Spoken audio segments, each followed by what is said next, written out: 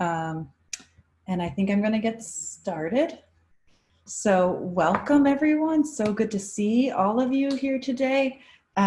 This is really exciting. I'll introduce myself for those who don't know me. My name is Amy Nan. I'm the Vice Chair of Undergraduate Studies this year, and I'd like to welcome everyone back to this annual event to celebrate our anthropology honors thesis students and to grant awards to our top anthropology students and graduating majors and some graduate awards as well. So I thought I would begin by just making a few comments. I wanted to say that I know this is a really challenging time for all of us, especially for our students, but I also think it's a really important time that we celebrate the value of anthropology. We're in a double crisis, as some people are calling it, right? Both the pandemic and outpouring of violence and racism, and I really think anthropology has an important role to play in these kinds of global national crises, and our students are the ones that are going to lead this change for the future. So I'm really proud of the students speaking today. I think they're examples of all of our majors that are going to go out in the world and make a difference in these kinds of crises. So I'm excited to have them speak to you. Personally, I got to know them really well this year, over 3/4 of mentoring them through their honors theses and teaching them in the classes I've taught. And I feel like they are giving me hope that our students are really learning these lessons of anthropology and taking these unique anthro perspectives into the world.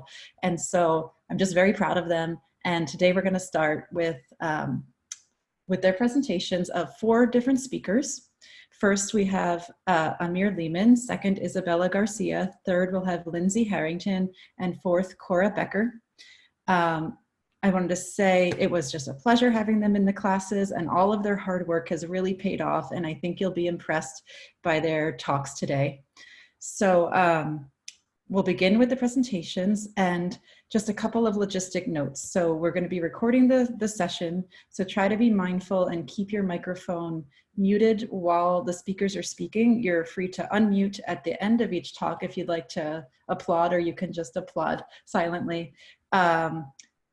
Please send me questions through the chat window privately to me. If you remember to do that, you can send it to everyone as well, but privately to me, I can moderate the questions and then ask the ones we have time for at the end of each speaker. So you can send questions throughout the talks, and then there will be time at the end of each speaker to ask the questions immediately after their talk.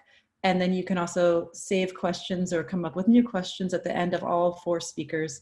And we'll have an open Q&A session at the end of all 4 talks as well.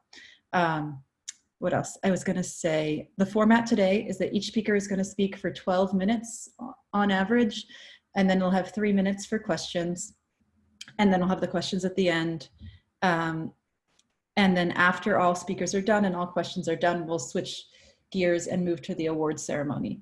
So I think that's it. We're on record. You might want to put your window into gallery view if you want to see everyone. But as soon as the speakers start to present, they'll share their screen, and their PowerPoint should fill the screen, and you should be able to see their faces in the corner. So hopefully that will work. Okay, so without further delay, I think we should get started, and we'll begin with our first speaker, who is Amir Lehman. And Amir is a sociocultural anthropology major who was mentored in his honors thesis by Tom Shordash. And the title of his thesis is Rethinking Time and Liminality Through Gilbert Simondon's Theory of Transduction. So welcome, Amir. Okay, and go ahead and share your screen, and you can get started whenever you're ready. Sorry, just one second.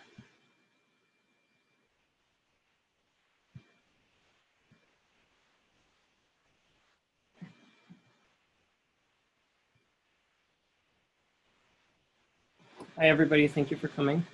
I'm presenting today on Ritual Reconfigured, Rethinking Time and Liminality through Gilbert Simondon's Theory of Transduction, which is a thesis I did under Dr. Shordash's mentorship.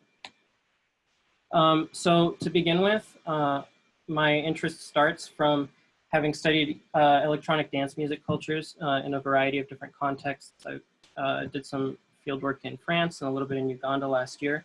And a lot of the literature on electronic dance music cultures surrounds the notion of liminality. So when I'm talking about electronic dance music cultures, I'll just show a little clip from video that I shot myself last year. Oh.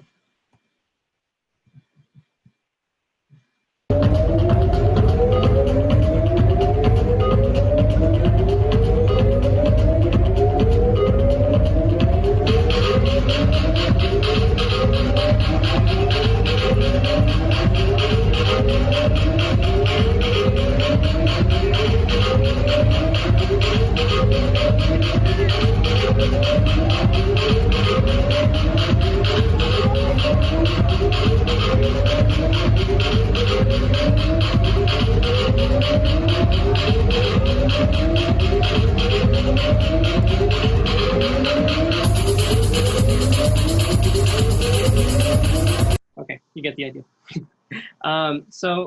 I started off with the notion of ritual theory and liminality. Anthropologist Victor Turner first forwarded the concept when he studied Ndebу rituals. So this concept is very widespread in sociocultural anthropology. If you study it, I think mostly you'll be acquainted with it. But it's applied to numerous social phenomena. It's oftentimes described states of transition from one social category to another. So that can be manhood rituals. Those can be, you could apply that to quinceañeras. You could apply it to any kind of variety of rituals of transition, which is what it oftentimes does. And in this formulation, ritual constitutes a mechanism that converts the obligatory into the desirable. This notion of reinforcing social structure via these transition states, which is essentially what's happened. What it gives, it frees people from social obligations in one sense, in order to either reinforce them or allow for them to escape those social obligations. So I wanted to build on liminality because I thought that it was rather vague. At its most fundamental level, Turner's liminality is describing a tripartite process, which he characterizes structure, anti-structure, and then a return to structure, which works in when you consider a culture a cohesive social sphere that has built-in liminal times. But even though it's a foundational concept in the discipline, I think that it's kind of vague. So I wanted to elaborate on how liminality is articulated. So towards that end, I wanted to use Gilbert Simondon and his theory of transduction. Gilbert Simondon studied under the phenomenologist Maurice Merleau-Ponty. He is most famous for studying technology, but he also studied process. So his overarching theory was the theory of transduction and individuation. So he writes, insofar as an individual exists, there must be a process or many that produces it, phases by which from initial conditions a being comes into existence. So this coming into existence of a being, any kind of ontological being, he does that process of being individuation. And the transduction refers to the transfer of energy from one modality to another. So I thought that that was a compelling way to reanalyze liminality. So I wanted to look at liminality specifically as metastability. So Simondon uses a concept from non-equilibrium thermodynamics to describe a mode of being as metastable. So neither in a state of equilibrium nor in a state of depletion or entropy. His most famous example is that of supercooled water and ice crystal. So when he articulates this, he talks about how liquid water, when it's supercooled, will still be liquid, but it'll be the very slightest, smallest isomorphic element that gets added to that structure will allow that structure to lock into place into a new form. So he uses this kind of analogically, but he also describes all processes following this kind of structure. So he writes that metastable systems, this is an articulation by another scholar, but metastable systems are systems of becoming, dynamic systems that have both energy and information and enable them to exchange with each other. So in this articulation, we can build on liminality because with information, we can take into account memory, we can take into account states of being and remembering and projection into the future, and energy coming from all kinds of social events and social phenomena happening in the world around. So I wanted to apply this to electronic dance music cultures to have some kind of empirical basis for studying this. In order to illustrate how that might be applied, I look at 3 particular historical examples of electronic dance music cultures emerging out of their social milieu. And then in these examples, I argue that the metastable system in question is in fact the liminality of youth. So in this formulation, liminality isn't one all-encompassing category, but it's actually a portion of what Gilbert Simondon's theory of transduction would be. In this view, I can elaborate on that model and shed some of his more obsolete presuppositions. So in Detroit, we have we had the birth of techno, and that was the beginning of techno in the 80s. And Detroit at the time was marked by white flight, which was a large population of white people leaving the city, and because of people of color living there. And then also, eventually, the loss of jobs. There was a large auto industry there, which is famous. The loss of jobs due to automation. So what the DJs there describe is actually a kind of reflexive reappropriation of technology to make technological music to be more oriented towards the future. So they're very much connected to the social milieu, but they're not reintegrating into the same social structure that they're leaving. So liminality would be would not be able to describe this fully. So I'll just show you a little bit of Detroit techno to give you a sense of what it was. But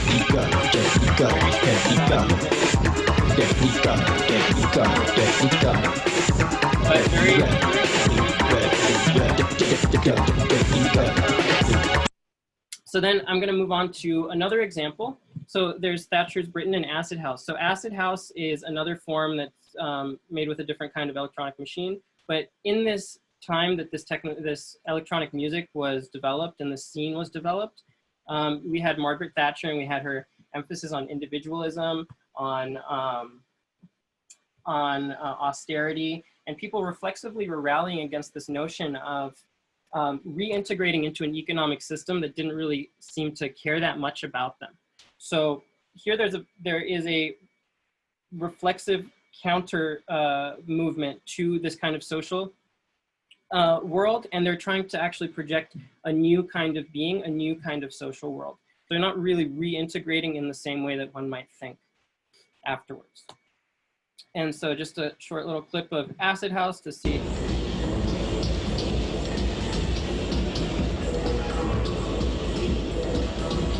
So you get the sense that there are raves that would happen in like warehouses outside the city. So then my third example comes from the Iron Curtain and Berlin techno. So Berlin techno emerged right after the fall of the Berlin Wall. In this instance, we have the reappropriation of old Soviet buildings. We have a reintegration of society, and a kind of rallying against the kind of political determinisms that were imposing themselves upon the youth. So here again, there's a kind of reflexive realignment against the past, but then there's also this appropriation of technology and technological sounds that sound like the future to project a new kind of future for themselves. So towards that end, I looked to Bakhtin and his chronotopic formulation commonalities. So chronotopic formulations would be like anything that refers to some kind of specific space-time. And across all these different domains, I found similarities in how people formulate their sense of the past and the future. So here's one from a Detroit DJ, one of the founders of techno. He writes, "It was so amazing. It was like the answer. It was the future for me. I thought, man, this is the future and this is where I'm trying to go." And then we have a UK musician talking about acid house, saying it struck me as a technologically and musically updated acid test. It seemed like a prescient glimpse of the entertainment form of the future. And then a journalist writing about Berlin at the time, who lived through it, he said it was absolutely the right time for a new kind of music, a genuine Stunde Null feeling. A techno also had that sense of ripping up the past, kicking out the old, and accelerating into the future. And just a few more that refer to the past. So here's one Berlin talking about what that music meant to them, which was the goal was to create a trance-like experience. I wanted people to experience a collective sensation through trance and find a way back to a humanity that they can't find otherwise. It might sound a bit esoteric, but back then I had that vision. It's still the basic concept that you knew as a young whippersnapper, another DJ writes. It's a square oblong room with speakers and flashing lights and drug-addled teenagers seeking transcendence through repetitive beats. It hasn't changed. We think we're very sophisticated, but we're the basic chimps of 1,000 years ago. So here you also see a kind of reference to an atavism of the past, a kind of originary past that people are trying to get to, but they're also using very futuristic technology and trying to go into the future. So there's a very particular kind of temporality that's being expressed verbally.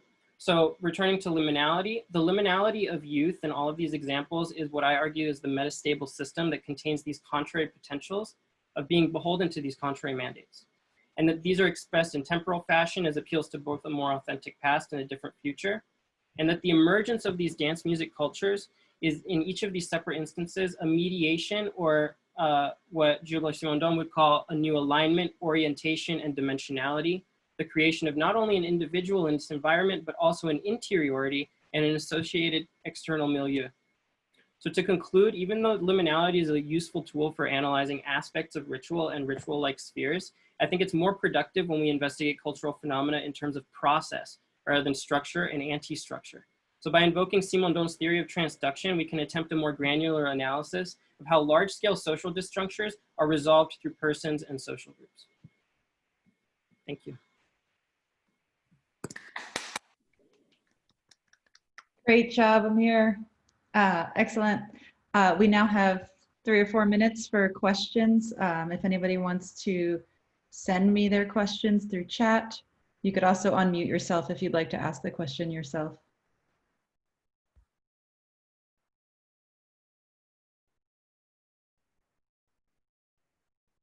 I think people need to reflect on the wisdom of the talk. No immediate questions. We can come back to questions in the Q&A session at the end so you can reflect on it. Okay, great job, Amir. Thanks so much. One more round of applause.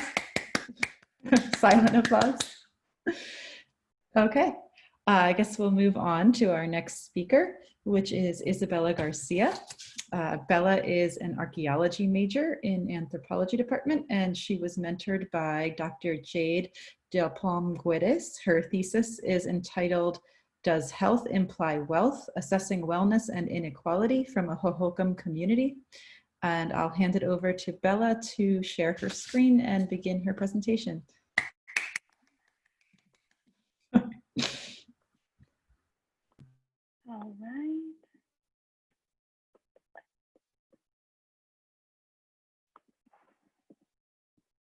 All right. Hello, everybody. My name is Isabella Garcia, and I'm going to be presenting to you today my senior thesis under the mentorship of Dr. Jade Diplom Geddes, Does Health Imply Wealth? Assessing Wellness and Social Inequality from Burials at the Hohokam Community of Pueblo Grande. So unequal opportunities within a society can often leave a certain population at a disadvantage. Now, the term health disparities comes to mind, in which preventable differences in the burden of disease or opportunities to achieve optimal health, these are generally experienced by socially disadvantaged populations. Now, one such variable leading to health disparities is the factor of wealth within a society. So within a modern, highly stratified society, an association between disease prevalence and access to resources can be seen. Now, I've kind of always been interested within health and wealth within a modern society, but well, since I'm an archaeologist, most of my work focuses in the past. So it brought me to this question, well, in prehistoric societies with lower levels of stratification, do we see the same in disease prevalence in relation to wealth? So in order to understand the health and wealth relationship within prehistory, I first had to examine variables in which archaeologists generally employ to analyze health and wealth. So starting with the concept of wealth, I examined social hierarchies and how archaeologists interpret social structure. So generally speaking, there are two forms of social structure, ranked and egalitarian.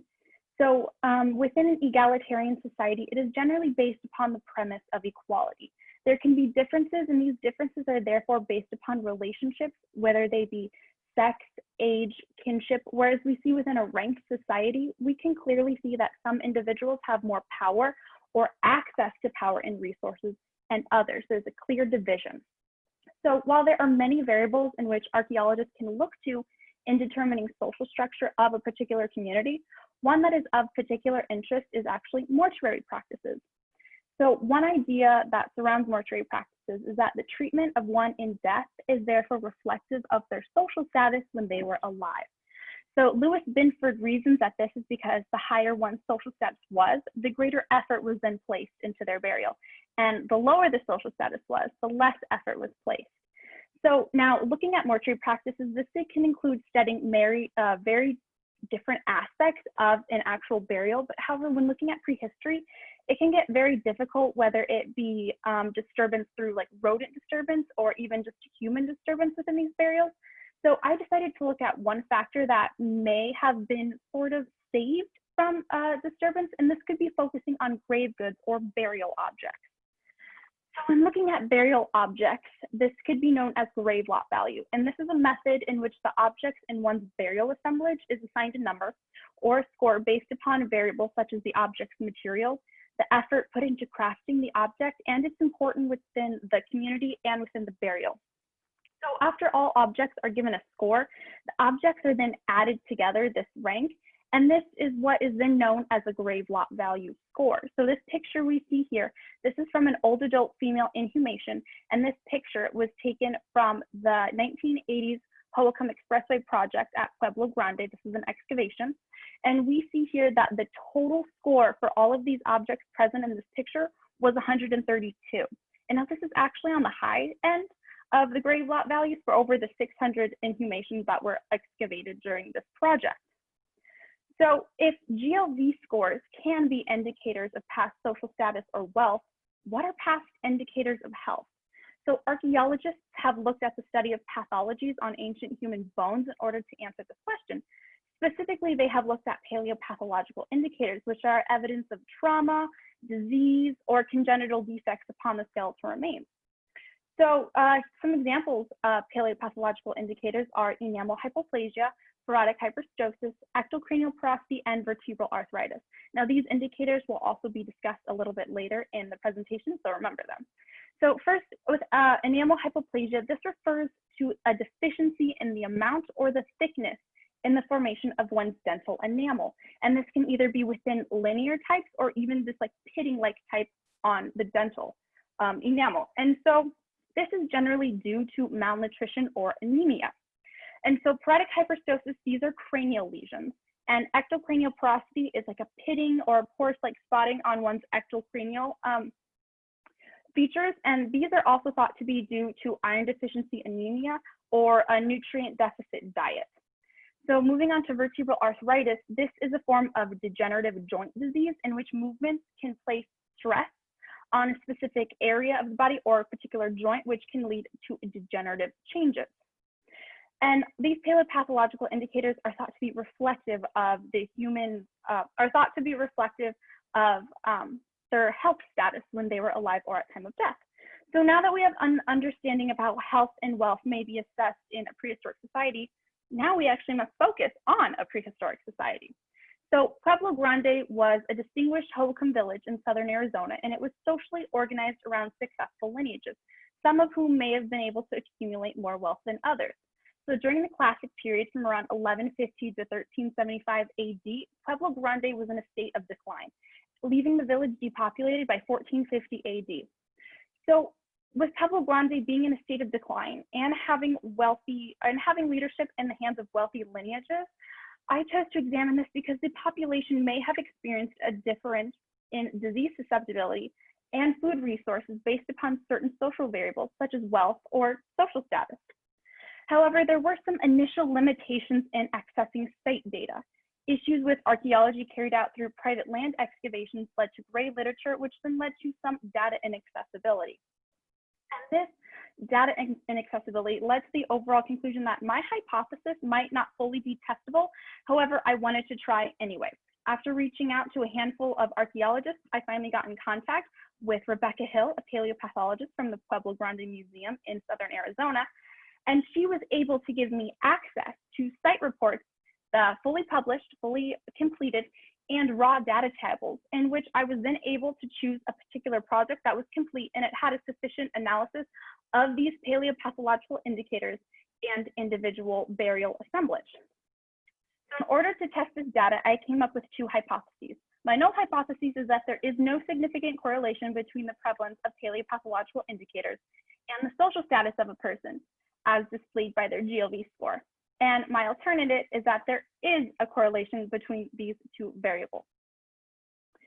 So in discussing the interplay between health and wealth, I chose to analyze the four aforementioned paleopathological indicators, and three of these indicators had the largest present sample size, meaning that the affliction was present within the skeletal remains, and a majority of these indicators were related to nutritional stress in order to uncover if Pueblo Grande was indeed experiencing a difference in disease susceptibility and food resources based upon this wealth and health differentiation.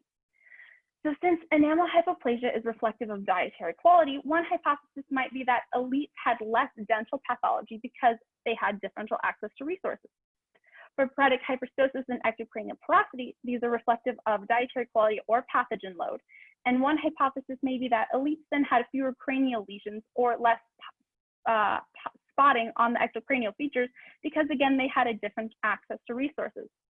Vertebral arthritis, while not necessarily reflecting nutritional status at all, it is thought to be reflective of increased weight-bearing loads, and this could be because elites may have practiced less manual or agricultural labor or construction, and therefore we could see vertebral arthritis may be socially constructed if elites practice less manual labor. So the data I used from Pueblo Grande was from the Kitchell and Laus Data Recovery Project, but I will abbreviate that to KLP.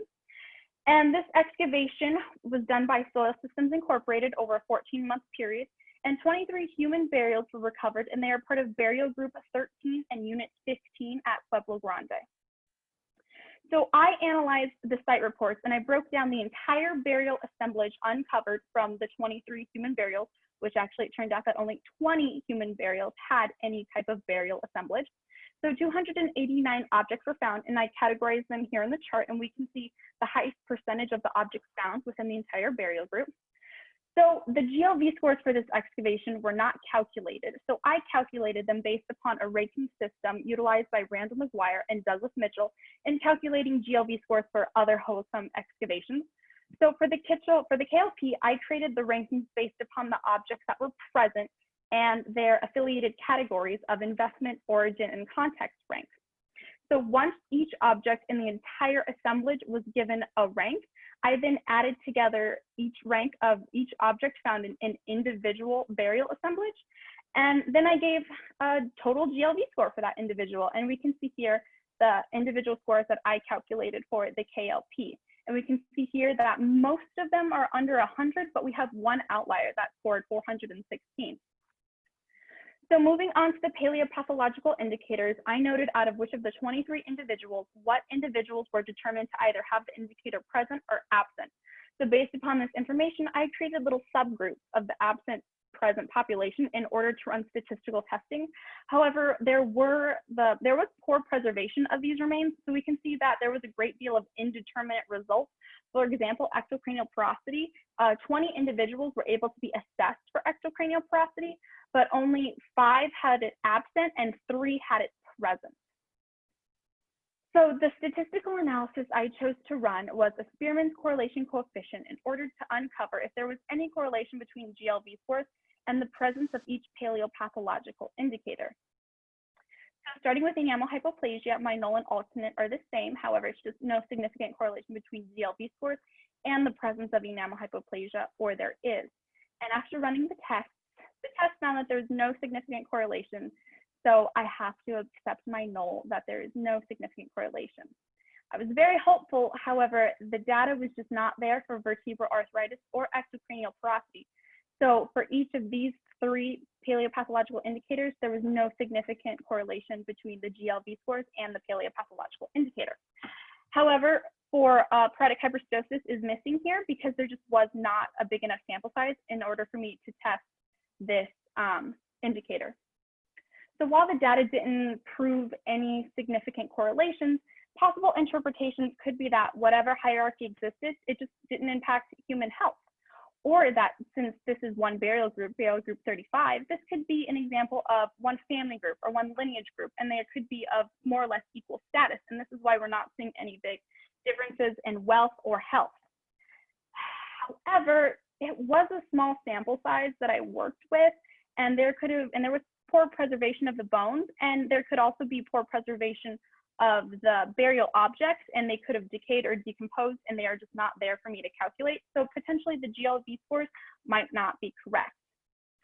So overall, I worked with a small sample size. That meant that I just was not able to conclusively determine if a relationship between health and wealth existed. I would have needed a larger sample size, a wider area of excavation, more sites, and more time periods. And these are needed in order to gain a more conclusive answer about this particular village. So one additional takeaway is that contract archaeology and privatized excavations did lead to some data inaccessibility within this project. The best known excavation of Pueblo Grande is the Hokum Expressway project, and the project is published and it has site reports. However, there's missing data on overall pathology reports and individual GLV scores for 600 plus human inhumations. So as an archaeologist, it's our responsibility to properly curate and record data from our excavations so that this data is not only acceptable to the community to whom this data belongs to, but to the public and other resources. And this is not the case here, and because of this, I'm unable to disable this important question within prehistory. Thank you for listening, and I wanted to say thank you so much to my mentor for helping me through this. She's awesome, and she's doing some really important work within academia today. So thank you so much, Jade, and I hope you all enjoyed. Great job, Bella. Excellent. I want to open up to questions. I do have a question of my own. And I just Anyone want to speak or send a question through chat? Paul says, great presentation and important work with the Gray literature. Were you able to look at tomb construction or labor investment as a factor? That was one of the areas in which they did have a lot of rodent disturbance and some human disturbance. So the original research looked into it a bit. I didn't choose to look at that because I knew that there were these problems. So I felt that this disturbance was kind of leading to, and the research admitted it too, that there was just a little bit too much disturbance to properly assess that situation. Great. How about Nancy? Would you like to ask your question? Yeah, I will. Hi, thank you. What a great presentation. Really enjoyed it. One thing that people often say about Native peoples is that there tends to be less hierarchies between the rich and the poor, and a lot of people even now think about Indigenous people as having a more collective society. Could that be an alternative explanation, that there just really wasn't that kind of hierarchy between rich and poor? That definitely could be one. Previous research has sort of indicated that there was some level of differentiation, but it's not so much like we would think in a really highly stratified society or something that we would see today. It was less, it was kind of wealth-based, and they're asserting that it could be just based upon like lineages, but it's nothing like what we would think of like up here and down here. It was more egalitarian, and that's what was kind of interesting to me, is because they didn't have a large level of stratification, but there was something there that led to a bit of a difference within. They were looking at the way that the village was laid out, and the way that some burial groups are clumped together is what led them to identify this as potentially being some lineage-based stratification, but not highly. But yes, thank you so much for your questions. Great. I have one question for you, Bella, that just occurred to me when you were speaking, and I don't know why I didn't before, but you said there was an outlier that was extreme compared to all the other GLV values in your data. Do you have any speculation? Was that person a leader in the community? And was there any health difference in that person? That person, if I'm recalling correctly, they did not have any major health compared to the other ones. But what it was is that they had an entire turquoise bead bracelet that survived. So normally throughout all the other inhumations, there was maybe like 1 or 2 beads or like a turquoise pendant. They had an entire bracelet that survived of these turquoise beads. And so that is why that was a higher GLV score. But some of these other burials, they could have potentially had these bracelets there, but they just did not make it throughout the time. Perhaps maybe rodents came and carried them away. Just, we aren't sure what happened. So technically there could have been higher levels of GLV scores, but yeah, that one was definitely an outlier for sure. For So sure. it could just have been a result of preservation. You're saying we don't know. Could have been, we don't know, but that is me adding my own interpretation to that. But it was very, I don't want to say odd, but out of that entire assemblage, having like 35 turquoise beads in one assemblage was like, whoa, that's a lot compared to 1 or 2 in the other ones. Cool. Thank you, Amy. Sure. Any final questions for Bella? I think we have time for one more question. No? Okay. If more questions come to you, you can send them to the chat and we have time at the end for more questions. Okay, great job. One more round of applause. Okay, let's shift gears. We're going to stay in archaeology for a moment, but we're going to shift to Lindsay Harrington, who is another archaeology major who was mentored by Dr. Tom Levy. And her thesis is titled Beginnings of Phoenician Expansion West. So I'll hand it over to Lindsay to share her screen and get started. Thanks, Lindsay.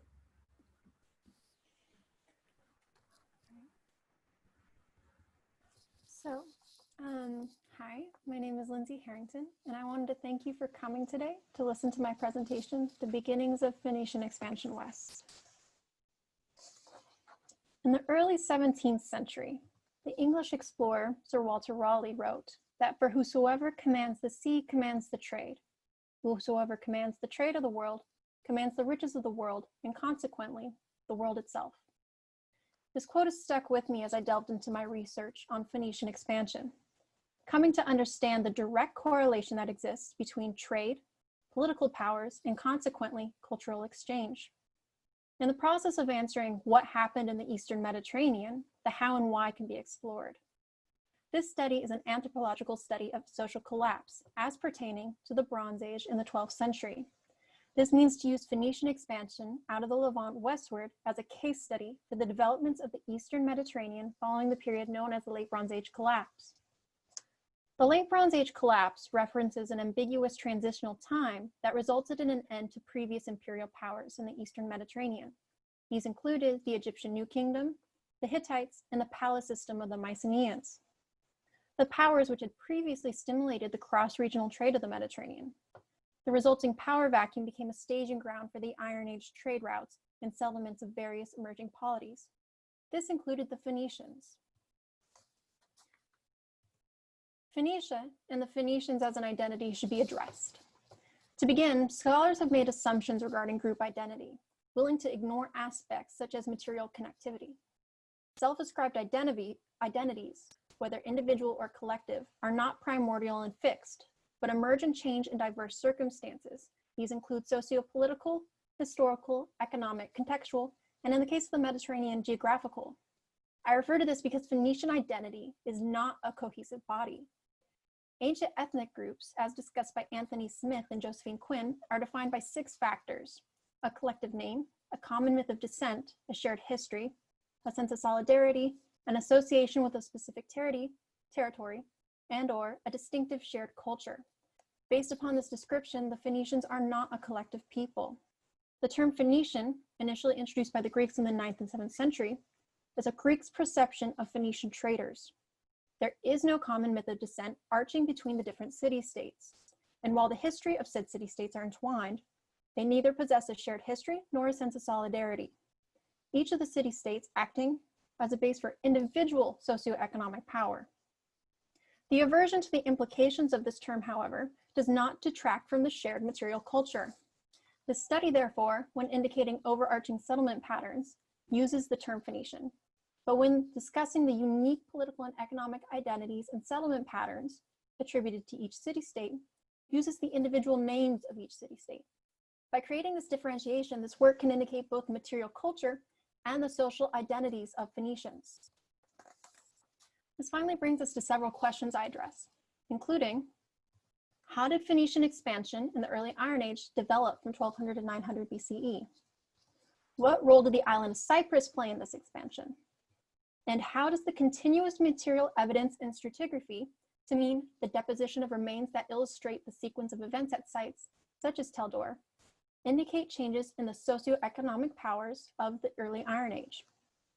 To answer these questions, I propose three hypotheses. That there was a possible Phoenician power rise during the late Bronze Age, collapse via westward expansion, and that this expansion can be observed through the technological advancements in ships that indicate change according to cultural affiliations or political parties of the period, as well as that material culture may indicate westward growth. To answer the question of how to put evolution on a quantifiable scale, several sources have been utilized to measure these changes, including ancient historical records, such as the Wenamun report from the 11th and 10th century and the Esarhaddon Treaty of the 7th century. Archaeological studies, which observe material culture for sites of importance. For this discussion includes, but is not limited to, Tel Dor in Israel, and the sites of Enkomi, Kition, Korion, and Polypaphos on Cyprus. And finally, Geographic Information Systems, or GIS, a computer system created to capture, store, check, and display data in relation to spatial location. I've used ArcGIS 10.7.1 here to create maps that pinpoint depictions of the developing ship technologies of the Central and Eastern Mediterranean. These maps can then be used to trace patterns of growth and the circulation of cultural influence during the early Iron Age. The use of GIS is relevant now as we discuss how Phoenician movement west can be observed in the technological advancements in ships, which may have relied upon changes according to cultural affiliations. This map, Shipbuilding and Technology Through the Ages, indicates ship depictions. These include ship models and illustrations for the Eastern and Central Mediterranean from 3100 to 700 BCE. Each dot on this bathymetric map indicates an image that records ship technology. These dots have been colored to indicate when, from 3100 to 700 BCE, the figures are dated, red indicating the oldest figures and green indicating the most recent. Next will be a deeper look into two regions of importance, Egypt and Cyprus. The illustrations will have a number in the top left corner. This indicates the depiction's physical location on the accompanying maps. Egypt houses a majority of the oldest depictions. This model, figure 3, is an Egyptian reed boat model dating to the late pre-dynastic period from approximately 2000 BCE. The bushel-based craft developed from the region's reed bushel rafts from the late 4th millennia. The model is a popular rivercraft style for the region and does not rely upon an internal structure.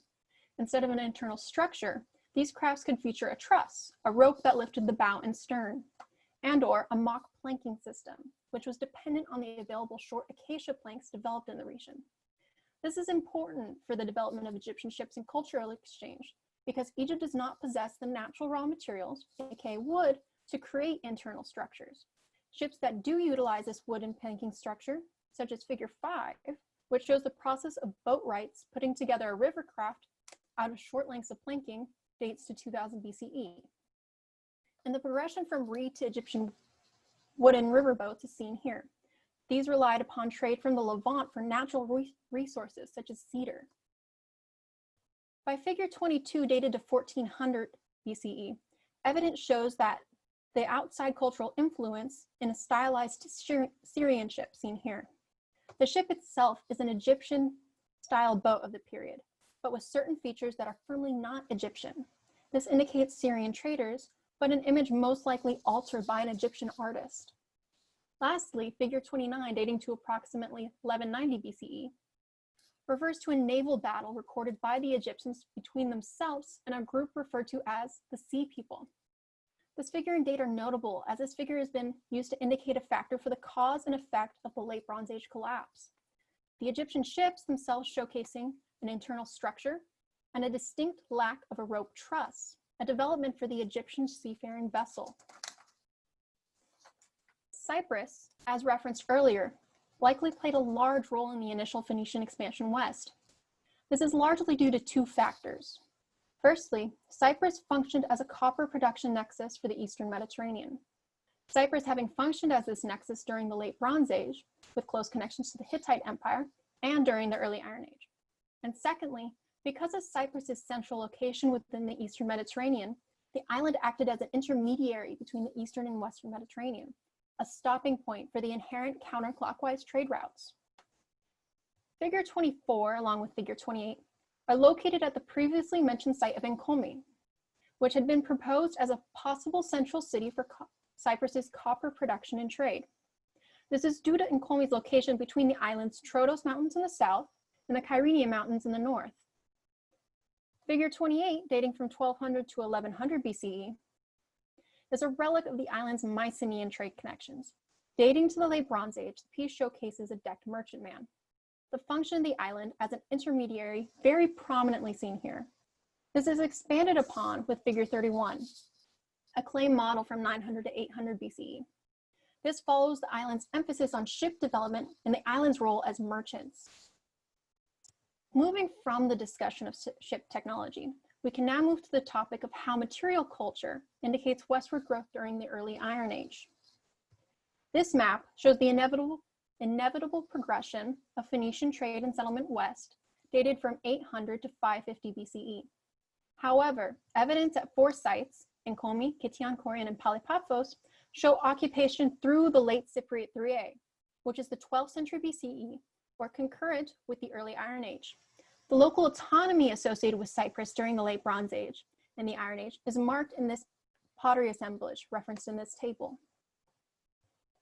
This map turns attention to the natural resources of the Carmel Mountains. The natural resource, Cedrus libani, or cedar, as previously mentioned with Egyptian ship development. The physical manifestation of cultural exchange is indicated in this map. The origin of the source is seen in green here in the top right of the map. You can see it right there in the Carmel Mountains. The known trade centers of the resource are indicated by tree icons. The icons spread far down the Nile River into Egypt and up the Levantine coastline. So returning to the research questions we began with, how did Phoenician expansion in the early Iron Age develop from 1200 to 900 BCE? What role did the island of Cyprus play in the expansion? And how does the continuous material evidence and stratigraphy at sites such as Tel Dor indicate changes in the socioeconomic power of the early Iron Age? It can be concluded that the evidence supports an evolution of trade routes from the late Bronze Age to the early Iron Age in the Eastern Mediterranean. And that by putting this evolution on a quantifiable scale based upon the development of ship technology, political powers, and material goods, the Phoenician expansion west, beginning with the island of Cyprus, began as early as the 12th century during the early Iron Age. Now, this project had me thinking at the very end about social collapse. It's a relevant discussion as we now deal with COVID. And I think it's important that we look at how connectivity here in this ancient time, and as indicated here with trade, is relevant to us today as well. For a full list of citations, please see my honors thesis, and I wanted to thank you all very much for listening. Woo! Woo! Good job. Yay, Lindsay. Okay, thank you so much, Lindsay. Excellent presentation yet again. Did anyone want to send a question by chat or raise your hand? Okay, I see a hand from Guillermo. Would you like to ask a question? Surely. Lindsay, absolutely brilliant presentation. I loved all but one word in it. And the word is, you use the word inevitable progression westwards when referring to the expansion of the Phoenicians. And I would posit that there is never in human affairs, inevitability is not part of the equation. It was a result of conscious decisions. It was a result of conditions in the core, conditions in the periphery. It could have gone in 20 different other directions, and we have to understand why it went in this particular direction. So it's just that word that I think should be excised from the social science. Inevitability should be excised from the vocabulary of social scientists. Other than one word, I am absolutely awed. Oh, thank you. I 100% agree with your commentary on that. I previously did research on Phoenicians from 900 to 600 BCE. And I mentally, for some reason, I just said inevitable because that's what I used to study. But I 100% agree. Inevitable, there is no inevitable progression, and it's made by choices and decisions. It's the why and the how that matter. And you cannot say inevitable progression. Thank you for your comments. Yeah, the thing is that from the outside, looking back at it, it all looks like a flowing process that was pre-planned. But in actuality, things seldom work that way. So that's the problem that archaeologists in particular, because they have such a broad perspective, have to try to avoid. Inferring system and inferring pattern where things may have been more organic. Thank you, Guillermo. Are there any other questions for Lindsay? Okay, looks like. Lindsay, I have a question for you. Go for it, Andrew. First off, very wonderful talk. The Phoenicians are a super cool and influential power in the end of the Bronze going into the Iron Age for maritime connectivity in general.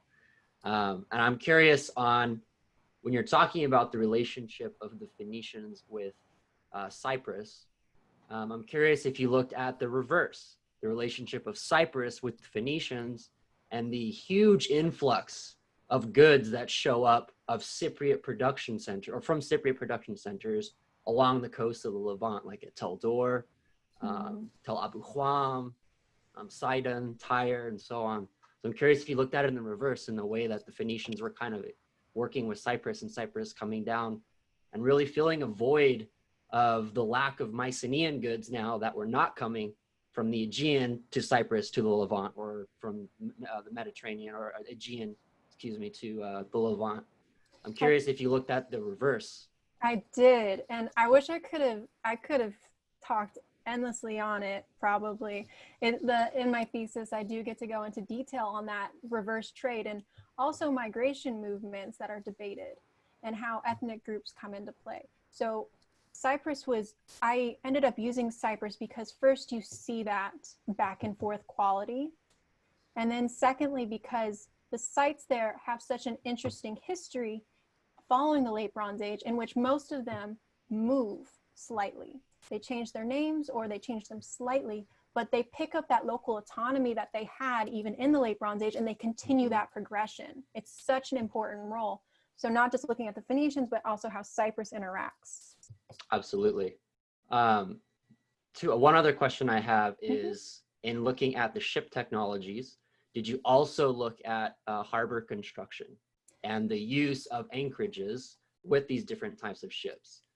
For example, with the Egyptians, if you haven't looked at them, I would highly recommend looking at Wadi El Jarf and Ansukna, which are huge Old Kingdom and Middle Kingdom harbor sites along the Red Sea. That is definitely the next step in this research. Other aspects I didn't get to talk about is sailing technology and sails, specifically the square sail. And the next step for this research is to look at the geographic implications. Also, technologies such as sight sailing, the process in which you keep the coastline in your sight whenever you're sailing. So using Ovid's research back from her book, The Phoenicians in the West, you can see these different things along with how anchorages and harbors are developed. And it's the next step for the research. I just didn't get to do it for this. Okay, cool. Great questions, thank you. Any final question for Lindsay? Can think about it and we'll have time later. Okay, one more round of applause. Yay. Everyone, thank you. Excellent job. Let's switch gears completely again, because anthropology is so diverse. And now we're going to move into medical anthropology with Cora Becker. Cora is a medical anthro psych med major, mentored by Dr. Saiba Varma. And her thesis is entitled "To Tell or Not to Tell, the Ethics of Clinical Disclosure of Terminal Illness." Cora, are you ready? Okay. Okay, I'll let you take over. Can you guys hear me?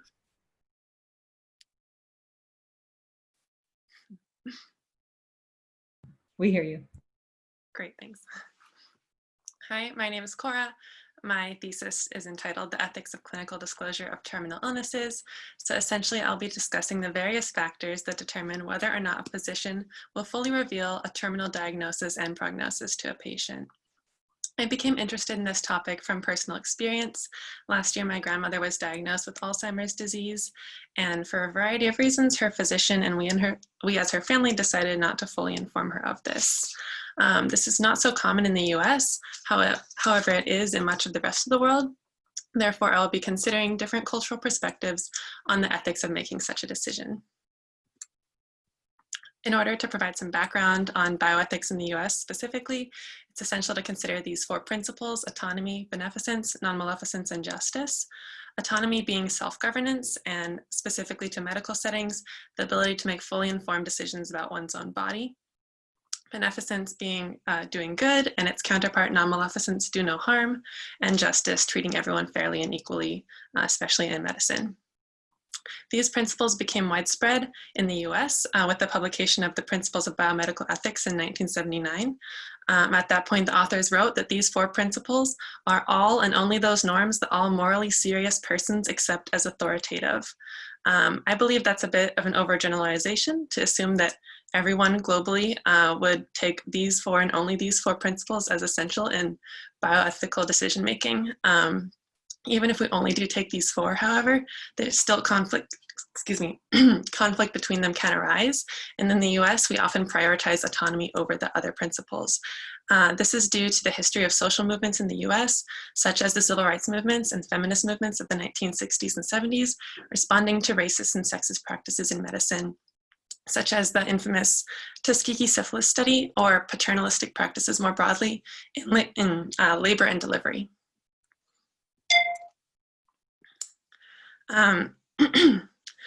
So autonomy is, as I said, in the US, often seen as the first among equals. This is true to a degree in other parts of the world. Much of the literature has shown that most people surveyed do prefer disclosure of terminal illnesses. However, nearly all countries that are represented in this literature the surveys were conducted in the global north. So overly broad conclusions are sometimes drawn that this applies universally. And in fact, this means that many physicians may assume the patient always desires full disclosure and can equally violate their autonomy in the opposite direction, their right not to know, if they don't determine with the patient beforehand what they're prepared to know about their own medical history. So given all this background, it led me to my research question: what contradictions or complexities arise in cases of terminal illnesses around issues of diagnoses and prognoses, and what other values may be considered significant? In reviewing the literature, I found 3 key tensions that arise in prioritizing autonomy in universal settings and cross-culturally. The first, that non-disclosure does not necessarily equate to non-compliance or lack of care on the part of the family and the physician. The second, we tend to differentially categorize the diagnosis in terms of truth-telling versus causing one to lose hope, depending on cultural background. And the third, whether we primarily perceive ourselves as autonomous individuals or social beings, part of a larger social unit. In doing this research, I was reminded again and again of the film The Farewell, which was released last summer. It's based on the true story of a Chinese-American young woman whose grandmother in China is diagnosed with terminal cancer, and her family decides not to tell her.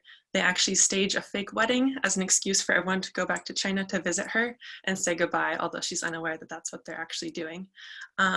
This film, since it's based on a true story and it relates so much to my thesis, I thought it would be a great example to provide some clips throughout as I discuss these tensions.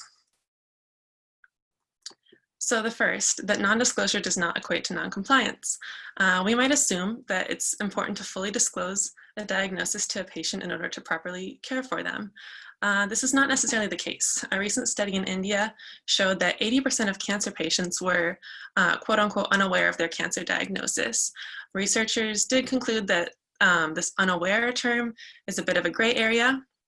The patient generally knows they're sick to some degree, but might not know it's cancer. And they actually might have an idea that it is cancer, but the word alone is avoided because it's very stigmatized and causes patients to lose hope. In fact, even family members discussing the cancer without the patient present would often avoid the term.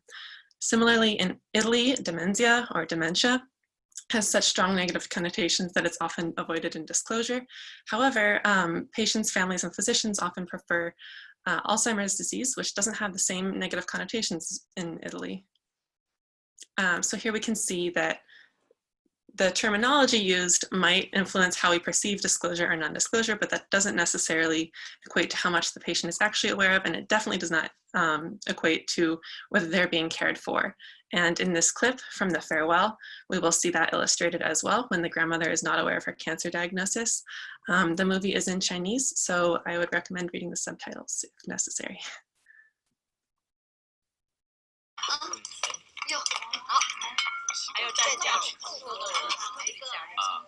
这是维生素，你大爷从日本给我买回来的。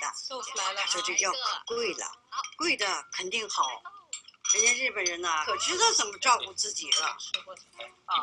对，这个。 So here it's just a short clip, but we can see the grandmother is taking what she believes are vitamins. Earlier in the film, it's revealed to the other characters that they're actually expensive medicines intended to treat her cancer. So we can tell that the family is still intending to care for her as much as they can without revealing this diagnosis to her. And that is in part due to this next theme, whether we view diagnosis as truth-telling or taking away hope.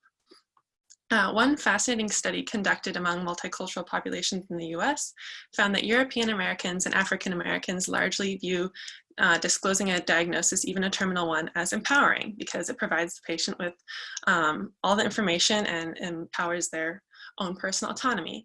We can understand this given the historical and social context of the US and the movements in the 70s to promote patient autonomy.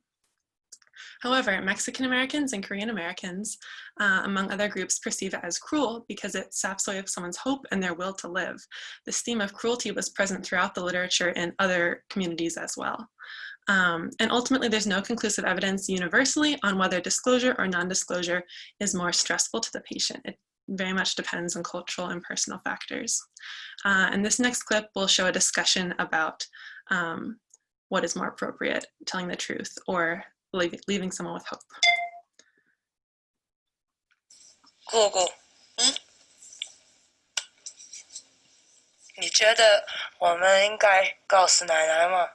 告诉她？为什么要告诉她？如果她想说再见呢？说再见，太痛苦了吧？干嘛要让她经历这些呢？你看看她现在挺好的，正常人一样。 你告诉他就毁了他美好的心情，你说对吧？ So here we see that Billy, the main character who's from the US, wants to tell her grandmother to give her the opportunity to say goodbye, whereas her aunt, who's from China, believes that it would ruin her good mood. And she seems totally normal right now. Why should we change that? This also plays into whether we view ourselves as primarily autonomous individuals or social beings as part of a larger social unit, being the family. In the US, for instance, we're a very individualistic culture. That is not true universally. And we can see this in disclosure practices. For instance, in China, most families will withhold the truth from the patient, despite studies showing that about 80% of patients in China do wish to be fully informed of terminal diagnoses. And similarly, in Japan, about half of physicians will first consult the family on whether or not to reveal the diagnosis and prognosis to the patient, while 62% of patients do want to be fully informed. So here we can see that even in these countries where the majority of patients would hypothetically want full disclosure themselves, families are still very protective, and as a caretaking unit, they are prioritized in these cultures. So this last clip I will show from the farewell, we'll discuss that a little bit more at length. 有些事情你得明白，你们很早就去西方国家了，因为你把生命看成是个体的。这正是西方和东方的文化差异问题。东方人是把生命看作是集体的，家庭、社会。你想告诉奶奶的事情，是因为怕担责任，因为这个责任太大了。如果你告诉了她，你就没有负担了。我们之所以不告诉奶奶的事情，就是为了分担她的思想压力。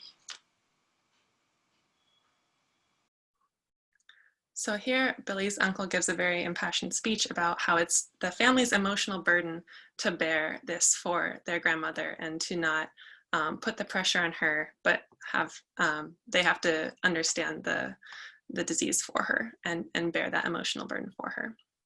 And also, as an interesting side note, and a minor spoiler if you hadn't seen this film, as I said, it's based on a true story, and the real grandmother was actually diagnosed in 2014 with only a few months to live, and she is still alive today.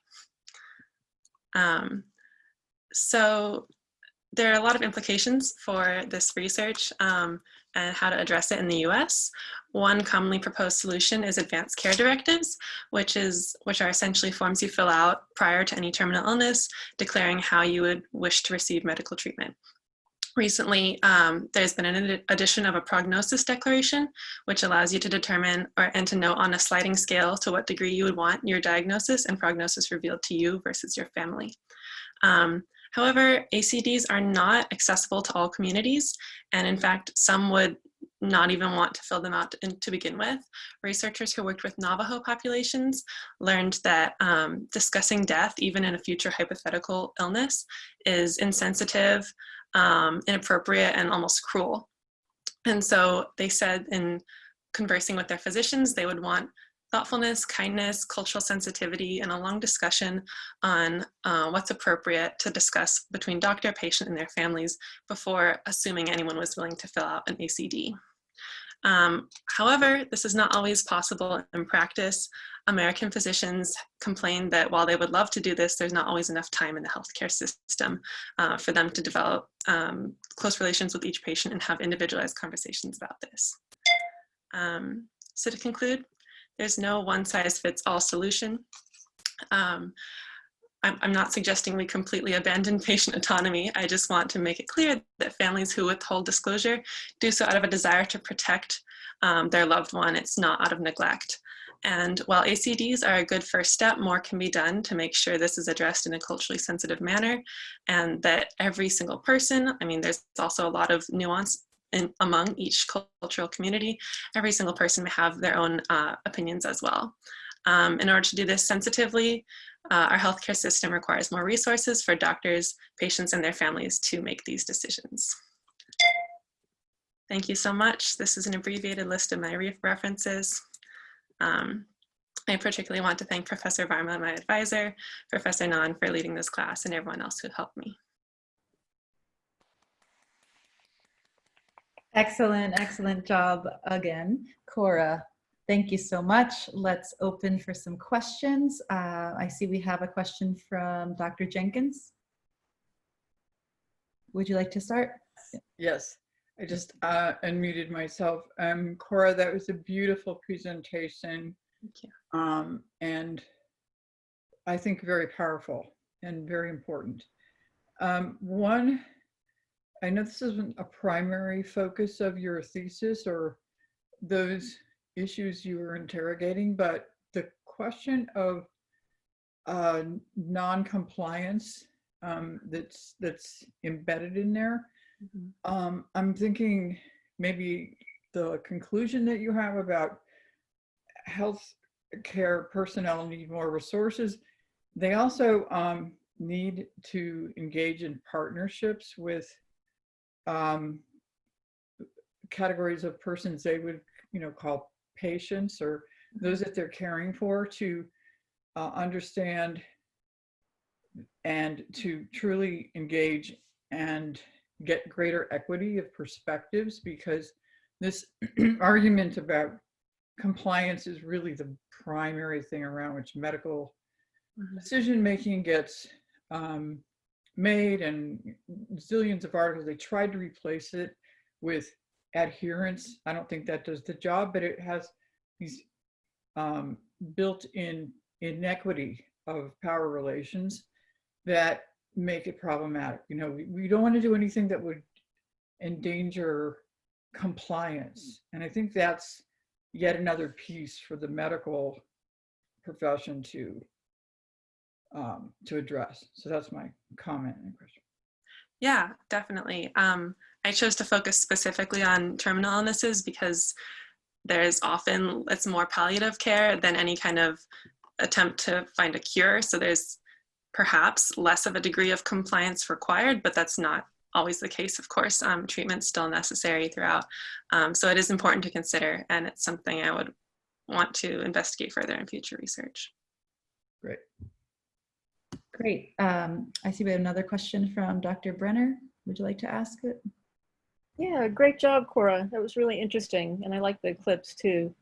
I was wondering if you had a chance, in the case of the US, to look at the history of the emphasis on disclosure and whether that's changed over time. I mean, my sense is that it has, just from some memories that I have from my childhood, but I wondered if you had looked into that at all. Yeah, it actually changed very significantly in the 1970s. And I believe that social movements played a big role in this, as well as the publication of the principle of biomedical ethics, which I think was to a great degree informed by those social movements. And also in specific to cancer, at least, advancements in therapies at that time also allowed for a greater need to inform cancer patients in order to go through with chemotherapy, radiation, and similar treatments. But yeah, I don't remember the exact statistics, but it went from a minority of doctors who would inform patients of cancer diagnoses specifically to a majority in about the span of a decade in the 70s. So it was really fascinating, all the implications of what could have played into that. Yeah, thank you. That's really interesting. And that fits with my sense of sort of how things evolve. Thanks. Okay, we'll move to Dr. Haviland. You have a comment? Yes, Cora, I do. Thanks very much. I enjoyed the talk, and I also like the fact that you used videos, which, as you know, is one of my own favorite teaching techniques. I was interested in your very first sort of analytical slide. So after you talked about, and I think quite rightly, questioning the dogma, I would say, rather than the presupposition that there are ethical standards that can be applied to any of these kinds of behaviors, from disclosure about illness to just about anything else in the world, that you in some sort of, it seemed to me, a kind of dismissive way, talk about the question of whether it's just, I think you said just, a terminological issue. And the reason I want to raise that is just because, as we know, whether we're talking about, whether you put, our own cultural system is shot through with a variety of dismissive notions about what words we use for describing things. And they go from everything to, the childhood dictum that sticks and stones may break my bones, but words will never harm me, which we know is totally false.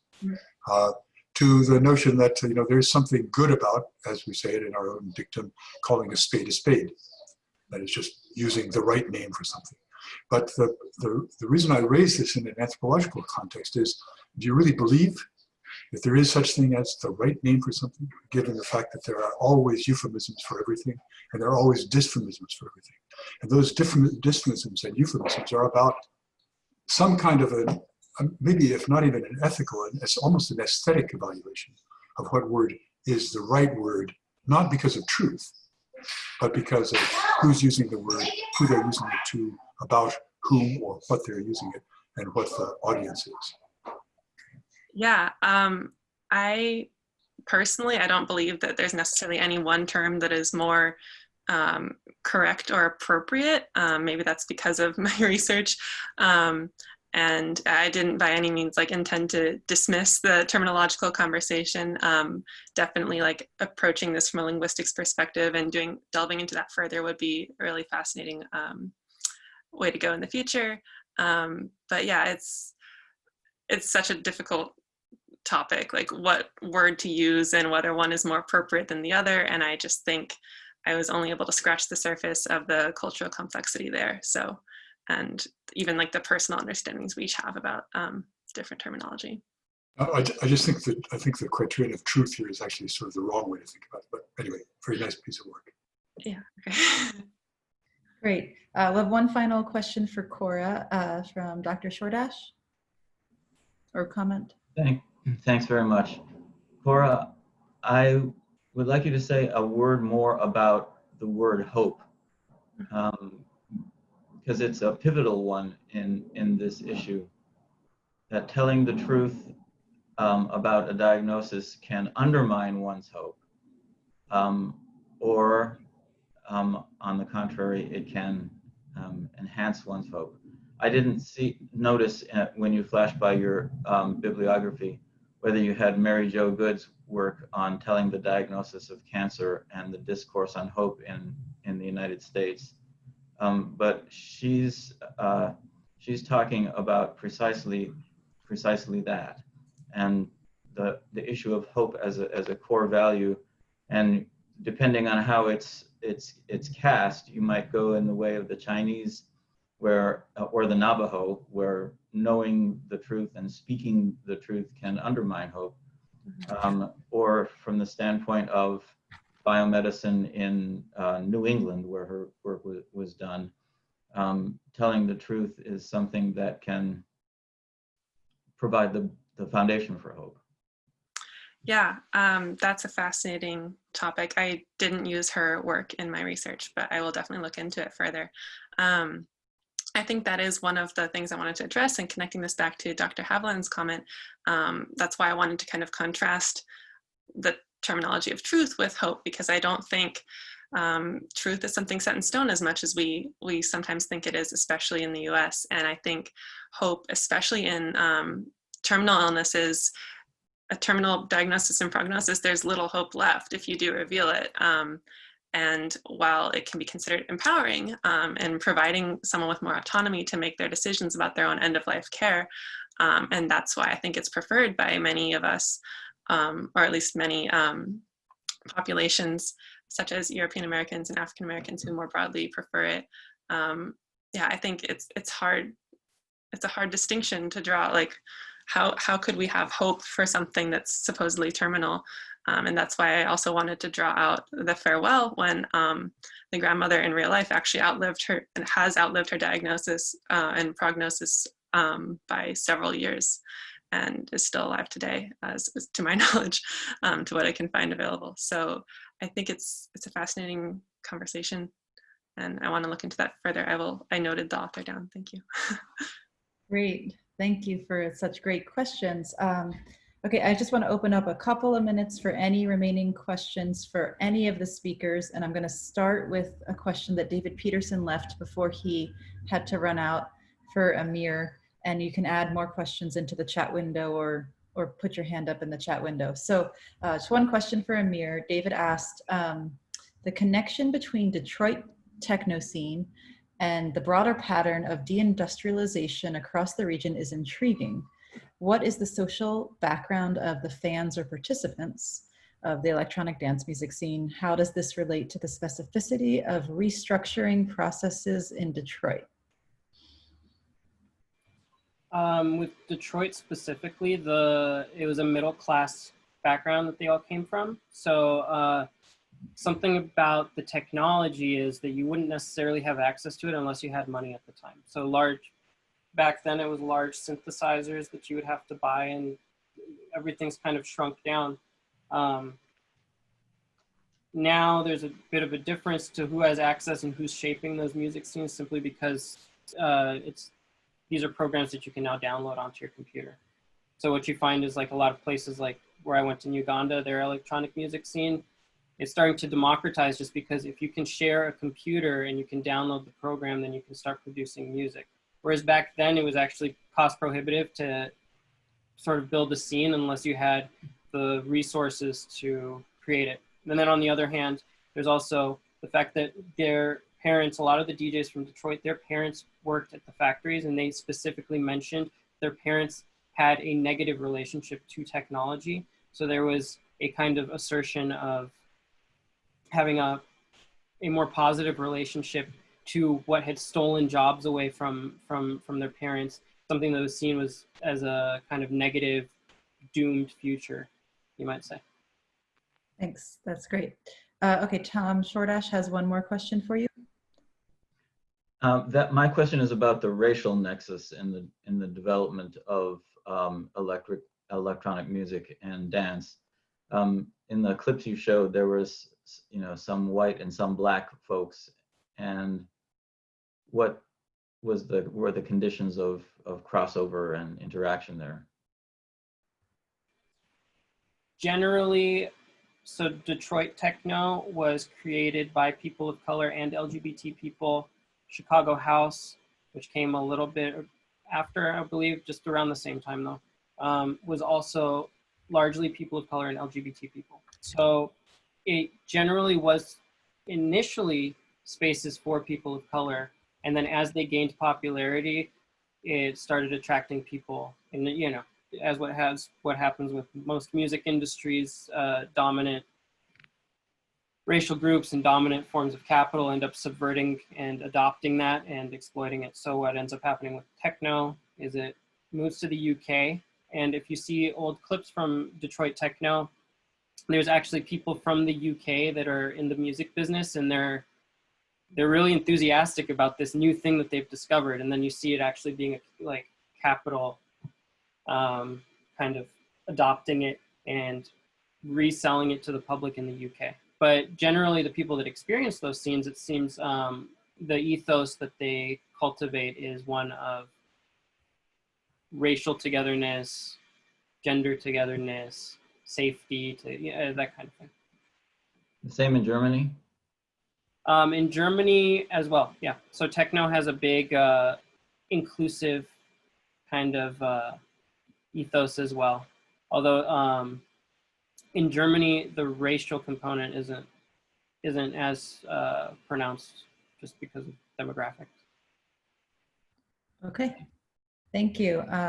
Any other final questions for any of the other speakers before we move on to the awards? We had a lot of great questions throughout. I don't see this. Let me just check the second page of faces. Okay. I don't see any hands. So I think this is a good time to transition. I'm gonna actually share my screen for a moment. Let me project this and here. Okay, great. So can everybody see the poster? Is the full screen? Yes, okay. So now we're gonna transition. Excellent jobs, speakers. They were all fascinating talks. I'm really impressed how everything came together, especially when you're under so much stress in this time. So you should be really proud. I am. So let's move to the awards ceremony. So I'm gonna start by just saying that we have way more deserving students than we have awards to give. And it was a really difficult decision for some of these categories this year, really competitive.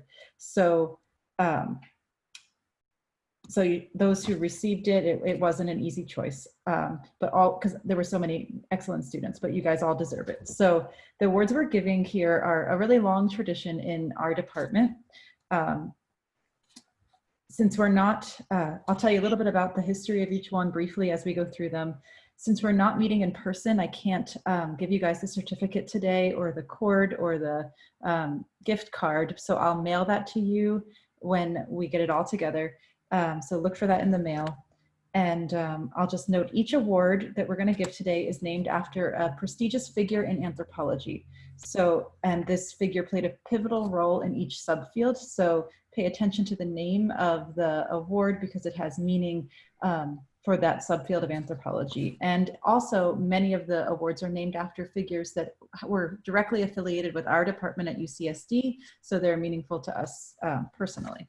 So we'll start with the Sherwood Washburn Award for Excellence in Biological Anthropology. You can see here all of the past recipients of the Biological Anthropology Award. We didn't have a speaker today doing a thesis that presented on biological anthropology, but we definitely had an overwhelming number of excellent students.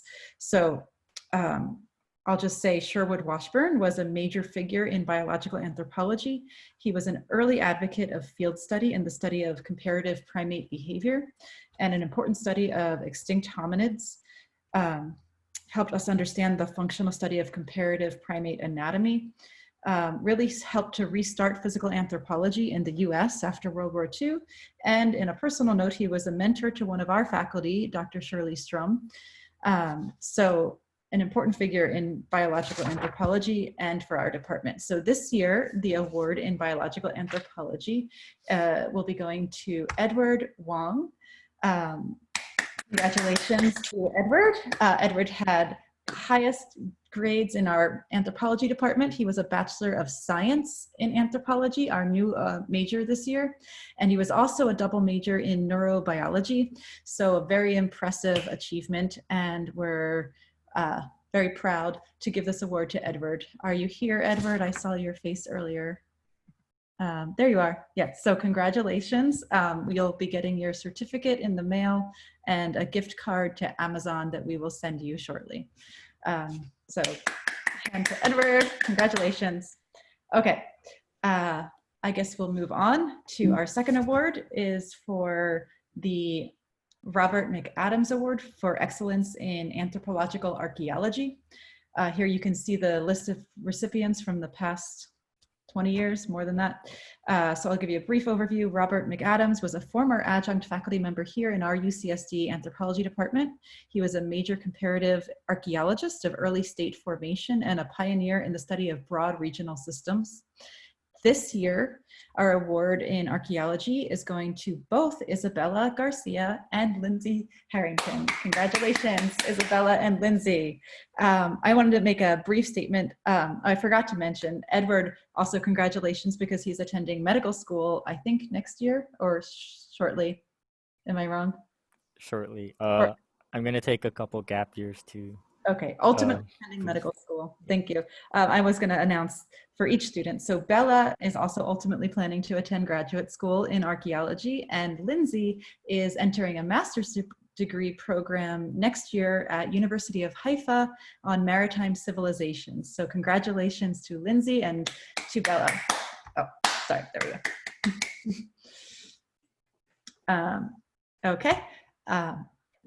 Next, we will be granting the Hallowell Award for Excellence in Sociocultural Anthropology. Irving Hallowell was a cultural anthropologist and one of the founders of the whole field of psychological anthropology, which is really part of the foundation of our anthropology department at UCSD. This year, the Hallowell Award goes to Amir Lehman.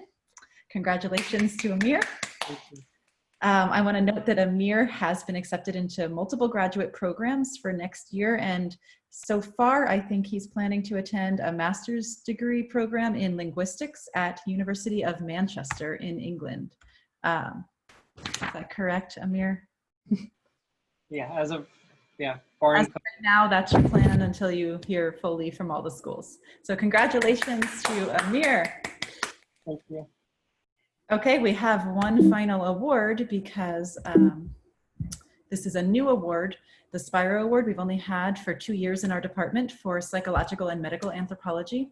And the Spiro Award is named after Melford Spiro, an American cultural anthropologist specializing in religion and psychological anthropology. He's also the founder of our anthropology department at UCSD, so very near and dear to our hearts here. And this is only our 3rd year granting this award, but we hope this will be a long-standing tradition. And this year, the award goes to Cora Becker. Congratulations. And I'll note that Cora ultimately plans to also attend graduate school for medical anthropology and possibly obtain a master's in public health as well as part of her plans. So is that correct, Cora? Yes. For the moment. So I don't see you. There you are. So congratulations to Cora. And then finally, and just as we are congratulating students, I wanted to make a blanket congratulation to all of our graduating anthropology majors. You all made it through this really difficult quarter and this difficult year, so congratulations to everyone. And I also wanted to recognize that we only had 4 speakers today, but we had many more honors thesis students who are graduating with honors and wrote honors theses, including Andrea Bassi, Jennifer Dredla, and Alexiana Royer, some of whom already graduated, some of whom are soon to graduate. So congratulations to those students as well for finishing their honors theses, and to all the majors. And then I just want to end by acknowledging also all of the people in our department who have helped with undergraduate education, as that's the focus today. And so this includes so many people, so many lecturers with PhDs in our department who taught courses to our undergraduate students. They're all listed here for this year. We also have ton of graduate students who taught their own courses as associate ins who are listed here. I'm not going to read all the names, but you can see how many people assisted with there. And then we also had dozens of graduate students who served as teaching assistants. And some of the undergraduates also served as teaching assistants, and some of them are our honors thesis speakers like Isabella and Lindsay. So congratulations to you guys for a great job or thank you to you guys for a great job in teaching this year, all of our undergraduate students.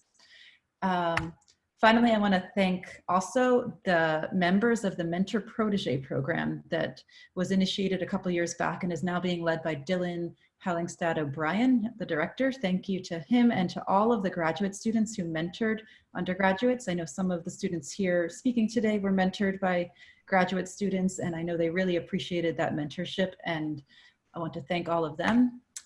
I want to thank the Anthropology Club, who were really active this year up until this pandemic stuck everybody at home. I don't know if they continued in quarantine or not, but thank you to Andre Abbasi, our president of our Anthropology Club, and Kendra Shear, our vice president, Jessica Zimmerman, Whitney Thomas, and Teresa Tron. And then, of course, we need to thank our staff in anthropology. We've gone through a few undergraduate advisors in the past couple of years, but we appreciate all of their help, including Garrett and Erin and Sal, who stepped in this year, and Nancy, of course, Nancy Lee's tremendous help, and Debbie Kelly and Anita Wu and Josh Wong and others I've probably forgotten. And then I invited the librarians. I don't think they were able to make it today, but we really want to thank our anthropology librarian, Sarah Kachaluba, and Karen Heskett, who I invited to help us with some data and with Zotero and all kinds of help that both of these throughout the whole year and last spring helped our students whenever they needed it. So thank you to all of these people. And I'm going to transition just to Shirley now. That's my last comment. Shirley's going to present the awards for the graduate students in the Haydu Prize competition. But I just wanted to end by saying thank you to everyone. It was a great experience serving as your mentor this year. So I really enjoyed it and hope you guys had a great time too. So thanks. Okay, Shirley, are you here? Can you? I'm here. Do you? You want to share your screen, or you want to just speak? No, I'm just going to speak because it's only 2 awards. But maybe if you could stop sharing. So that we could see the other people. There we go. Yes. Okay. All right. Well, to start with, I want to really congratulate the 4 students who presented today, because our anthropology senior honors students are usually excellent. And I think all 4 presentations today were at the absolute top of what I've seen over many, many years. So congratulations to all of you for such a good job. So I have the privilege of presenting the George Haydu Prize. I give you a little bit of background about this. I don't want to take up too much time. It started many decades ago when George Haydu donated money to support a prize that would consider the anthropological study of the interaction of culture, behavior, and human values. You can imagine anthropology has changed tremendously over these last 3 decades. So we have expanded what we consider the anthropological study of the interaction of culture, behavior, and human values. And it's my pleasure today to give an award. We have 2 categories. We have a category of the best essay and 1 category of the best proposal. And I just checked a little while ago, and I think we have both people here. So let me start with Amy Kennemore, who got the Haydu Prize for her essay on decolonizing justice, indigenous tribunals, and state entanglement in plurinational Bolivia.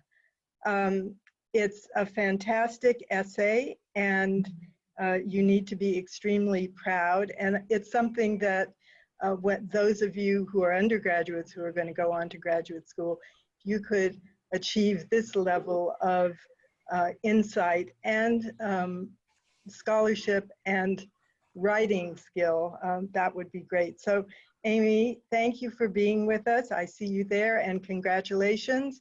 And just to make everyone a little bit jealous, each prize is worth $4,000. And then, yeah, so those graduate students who may not think about submitting or didn't think about submitting might think about it for tomorrow. Now, the prize for the best proposal, I'm changing my screen because, yes, it goes to Morgan Chalmers, who is on our Zoom without audio or visual video, because she's in Jordan right now. And her proposal was about rethinking reproductive intentionality through person-centered ethnography, a mixed method studies with Syrian refugees in Amman, Jordan. This was such an amazing proposal, worthy of anybody on our faculty. So Morgan, I had the privilege of having you in one of the graduate bio cores, and I think you really have developed the potential that you showed then. So congratulations, Morgan, and thank you for joining us for this award. And that's all I have to say. Can we have Morgan and Amy just say something for a second to introduce themselves so they can be included in the recording? Okay, that sounds good. Amy, do you want to start? Sure. Hello, I'm Amy, and thank you so much. I'm just very honored to receive the award, and especially because this is I'll be defending very soon, and I'll be able to stick around a little bit too, and continue collaborating with everyone. And I've just learned so much. It's just been such a great, really cool moment right now to see everyone presenting these really amazing thesis, and moving on into starting grad school, and me reflecting, like ending that and just seeing all those growth. So congratulations to everyone else too. Thanks, Amy. And Morgan, can you, I don't think we'll be able to see you, but can you talk to us? Yeah, thank you so much. I'm really grateful to have been considered for the award, and also grateful for all the amazing mentorship and teaching that I've received through the department over the years. So thank you all so much. I'm really happy I'm able to be here. I am in Jordan right now, but it's nice about Zoom. You can Skype in, and it's nice to see everyone's faces and reconnect with the department. So thank you again. Thanks, Morgan. Yeah. Thanks for joining, Morgan, for both of you, for Amy and Morgan. Okay, Amy, I'm done.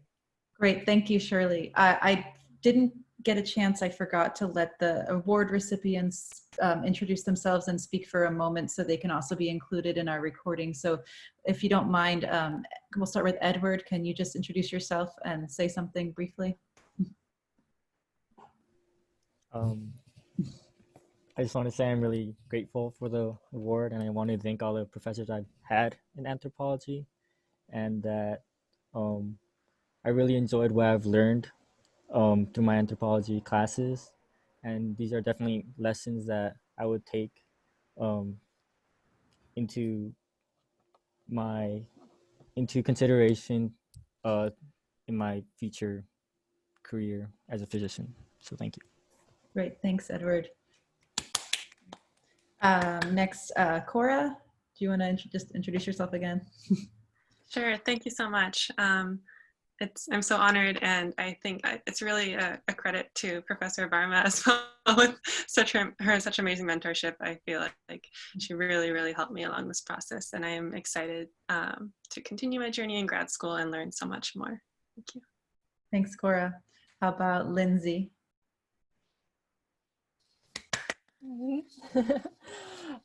Thank you so much for this award. I saw a friend of mine get it last year, Sarah Roble, and it was a real big goal for me, and it was really excited to see this.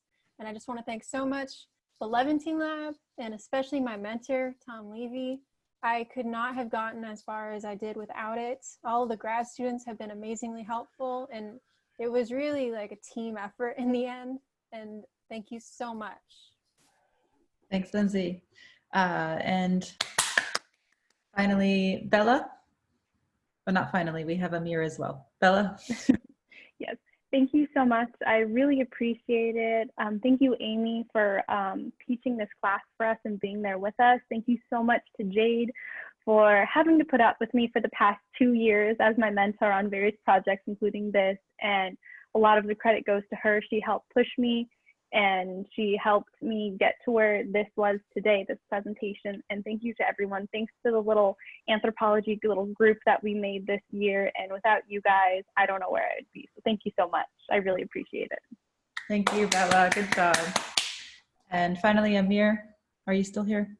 Yeah, I just wanted to say thank you to not only Dr. Chordash, of course, and thank you for letting me take that grad seminar. You let me punch above my weight class, which was very kind of you.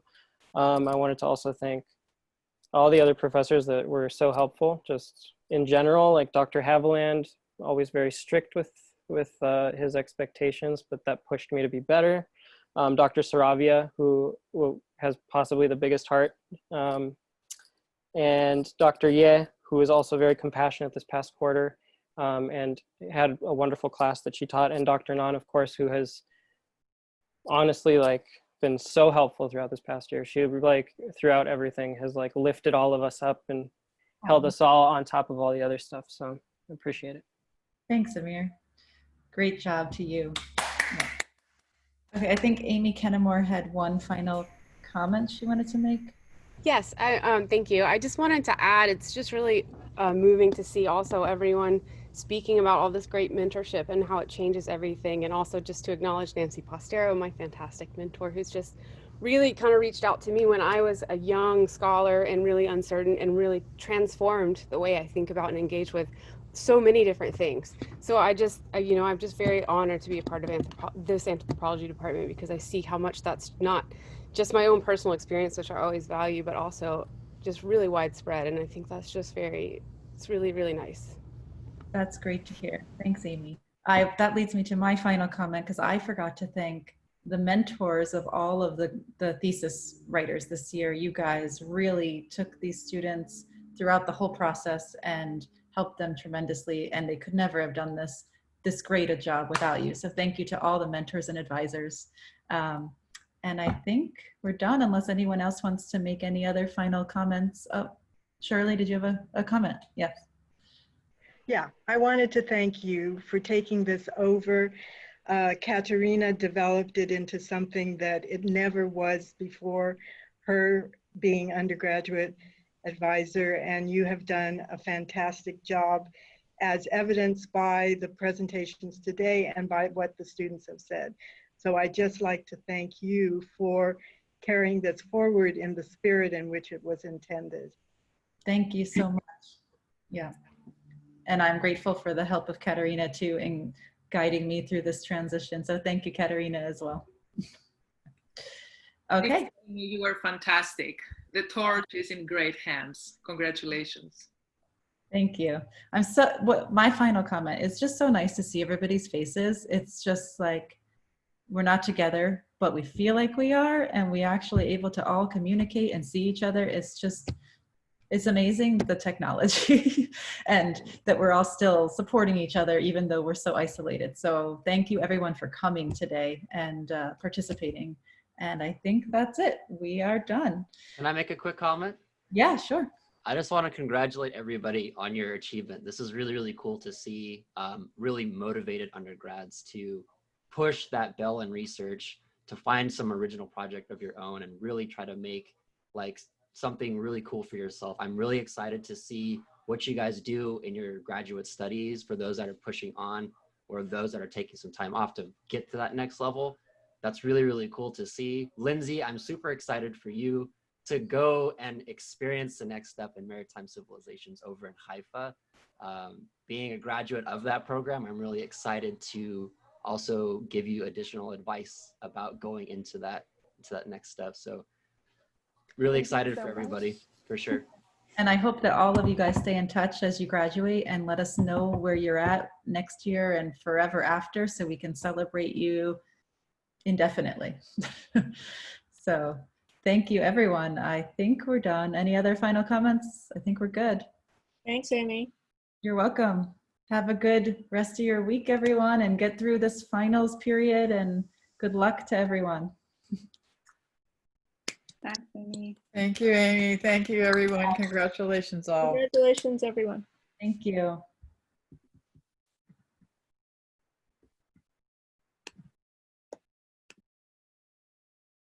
Are we all unconsciously like staying on? Like, I was wondering that too. It's just that we did it, guys. Congratulations, you guys. Is Amy gone? Awesome. yeah. I was think thinking. Amy's gone. Oh yeah, it's still recording though. Oh, Stop we can recording. stop that. I would like to thank the Academy